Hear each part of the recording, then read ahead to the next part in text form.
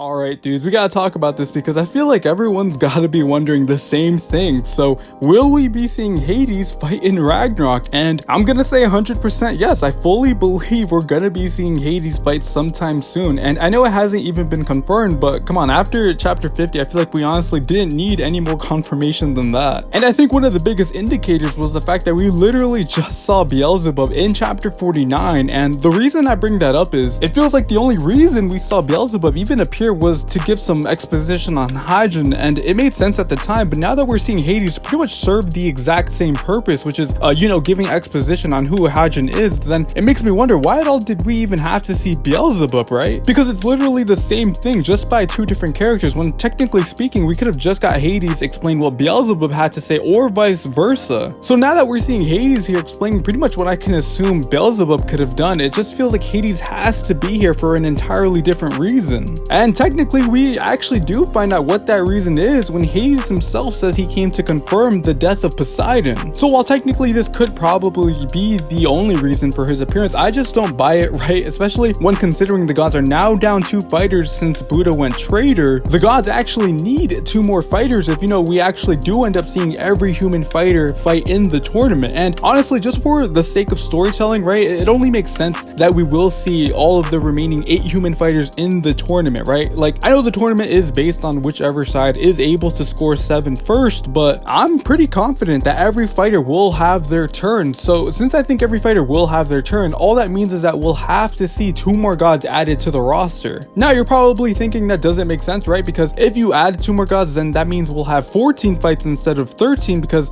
it's impossible to get to round 14 if round 13 is as far as both sides can go, if they're both 6 and 6. But I guess this is where I'm pretty confident that we'll eventually be seeing a round that will end up as a no contest. It's either we get a no contest or really 2 other options, the other 2 being a human traitor or just a human being booted off the list entirely. Now, just in my opinion, I find both of those choices just really unlikely, only because I would imagine Brunhild's handpicked the humans she knew without a doubt would be fighting for her side, so it kind of defeats the purpose of her selecting humanity's best if one of them just straight up betrays her, right? And then that just complicates everything with the Valkyries as well. So for now, it just seems like the most likely and most simple way this can go down is if we get 2 more gods added due to there being a no contest. And honestly, round 6 ending up as a no contest feels entirely possible at this point, because given now that we're hearing firsthand by Hades that Hadjin isn't a god, this whole situation just feels out of control. So it wouldn't surprise me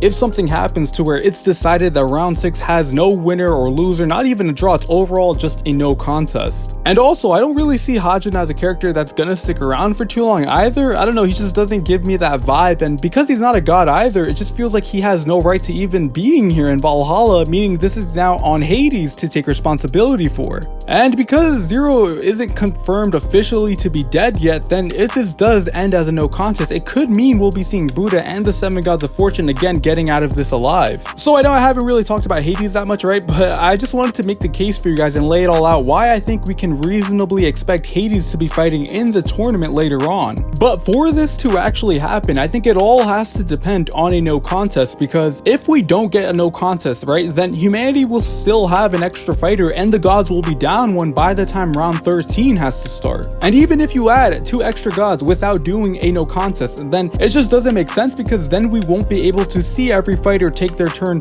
in the tournament, which just kind of feels anticlimactic, I think, right? But like I said earlier, a human traitor could even it out if we're just doing that and adding Hades instead of 2 gods. But personally, I'm just not on board with that theory, at least not yet, not until the story shows any direction that it's going to go that way. Then again, it feels like anything is possible just based on the way round 6 has been going, so who knows what'll happen. Also, I don't think a draw would really work here either, only because a draw means both sides get a point, so it doesn't really help the issue of there being an extra human fighter and down a god fighter. So unless the story somehow does something impressive, I think we'll be seeing Hades fighting in Ragnarok, which to be fair is already impressive enough. Also, let's be honest guys, we've already seen Poseidon and Zeus fight, so it just wouldn't feel right if Hades doesn't after he's already been introduced. Not to mention introduced at literally such a perfect time where everyone's wondering what the gods are going to do now that they're down 2 fighters. Alright guys, that's gonna be it for me. I'm gonna end it there. I'm sorry if this was a little complicated or if I didn't explain myself properly, but hopefully you all enjoyed the video. Thank you so much for watching guys, and let me know how you all feel about this. I know there's got to be some good discussion after this, so So please let me know in the comments, guys. Leave a like if you enjoyed the video. I'd greatly appreciate it. And please subscribe if you're down. That'd be awesome.